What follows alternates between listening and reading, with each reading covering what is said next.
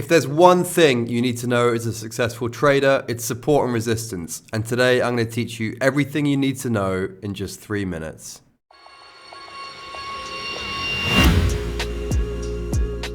Support and resistance, otherwise known as SR, are key horizontal levels that price reacts with to make a move in a certain direction.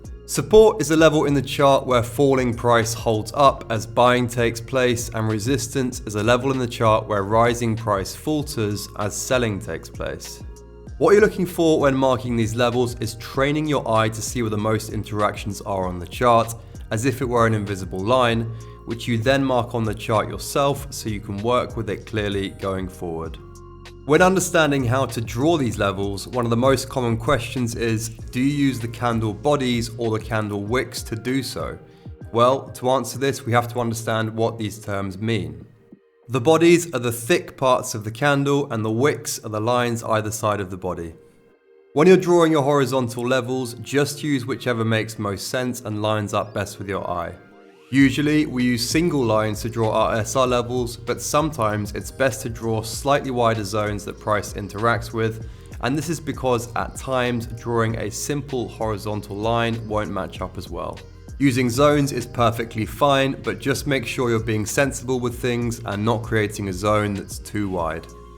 I hope you're starting to get a good understanding of support and resistance. Typically, we are looking for support to give us a buying or long opportunity, and resistance to give us a selling or short opportunity. That said, we can also use these levels for breakouts, for instance buying an asset that's broken up past resistance or selling an asset that has broken down past support. But be aware that we should never use these levels as standalone triggers. They have to line up with other trade factors, so make sure you watch the other videos in this series so you can learn how to tie them all together. Now that we've gotten our head around the concept and understand what they look like, let's dig into how to mark these levels on your own charts. When marking SR on your own charts, you can either use the horizontal line tool, like so, or my personal preference by adjusting some elements within Tradingview to create a customized method that's much more effective. To do so, all you need to do is find the fib retracement tool, mark it on the chart, and click on this cog icon. From here, you need to untick trend line, prices, levels, text, and then every other number apart from 0 and 1. Now tick extend lines right, and optionally you can tweak the colors and background opacity to your liking. From here, you have a custom SR tool that you can drag and drop anywhere you please and widen or tighten how you see fit.